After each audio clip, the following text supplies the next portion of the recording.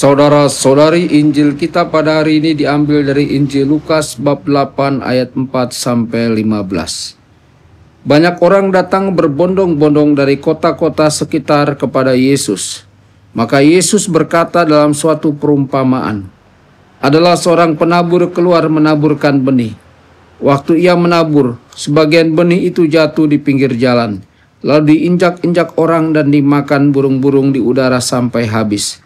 Sebagian jatuh di tanah yang berbatu-batu dan tumbuh sebentar, lalu layu karena tidak mendapat air.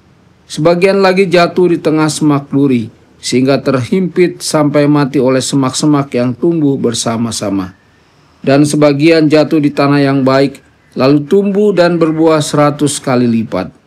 Sesudah itu Yesus berseru, barang siapa mempunyai telinga untuk mendengar, hendaklah mendengar.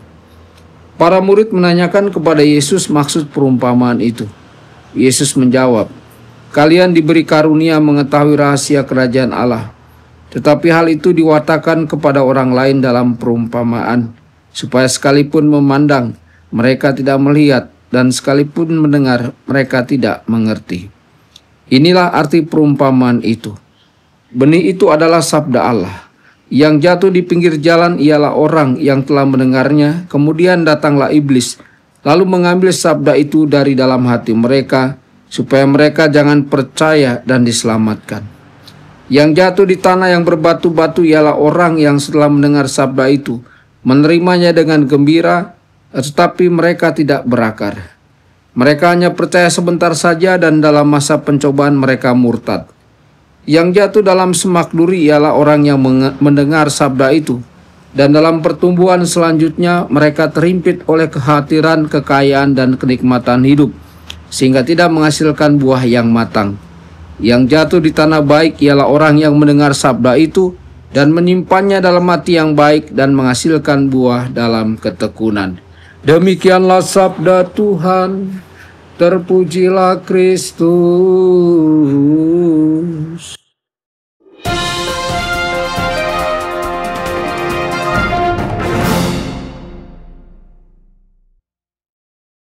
Dalam nama Bapa dan Putra dan Roh Kudus, amin. Saudara dan saudari terkasih dimanapun Anda berada, jumpa lagi dengan saya Romo Tedens dalam saluran Warta Kabar Sukacita.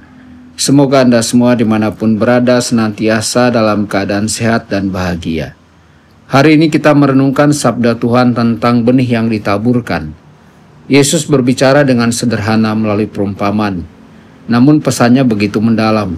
Sabda Allah bagaikan benih yang ditaburkan di berbagai tempat, dan setiap hati manusia adalah tanah yang menerimanya. Yesus ingin agar kita menyadari bahwa kerajaan Allah tumbuh ketika hati kita terbuka. Meskipun kita berbeda-beda latar belakang, pendidikan, bahkan keyakinan awal tentang Allah. Sabda itu sudah tertulis dalam hati kita seperti yang dikatakan Nabi Yeremia. Aku akan menaruh Tauratku dalam batin mereka dan menuliskannya dalam hati mereka. Maka aku akan menjadi Allah mereka dan mereka akan menjadi umatku. Saudara-saudari, hari ini gereja juga merayakan peringatan wajib Santo Andreas Kim Taegon Imam, Santo Paulus Cho Hasang, dan para martir Korea. Mereka adalah contoh nyata tanah yang subur, yang dengan hati yang murah dan baik menerima sabda Allah, bertekun dalam iman dan berbuah bagi kerajaan surga. Bayangkanlah di Korea pada abad ke-19, imam Katolik masih muda dan penuh tantangan. Santo Andreas Kim Taegon adalah imam Korea pertama. Ia tahu resikonya, ditangkap, disiksa, bahkan dibunuh karena imannya. Namun ia tetap setia. Kata-katanya menjelang kemartirannya begitu menggetarkan. Inilah saatnya, inilah hari ketika kita hendak mengangkat mata ke surga. Selama 40 tahun, iman telah disebarkan di Korea. Banyak saudara kita sudah menyerahkan nyawanya, sekarang giliran kita. Demikian pula Santo Paulus Cho Hasang, seorang awam yang dengan penuh semangat membela dan menyebarkan iman, meski menghadapi penganiayaan. Ia tidak menyerah pada ancaman, melainkan menulis surat kepada Paus agar gereja di Korea mendapat gembala. Ia dan banyak umat sederhana rela menumpahkan darah mereka demi iman yang mereka yakini sebagai benih rahmat Allah.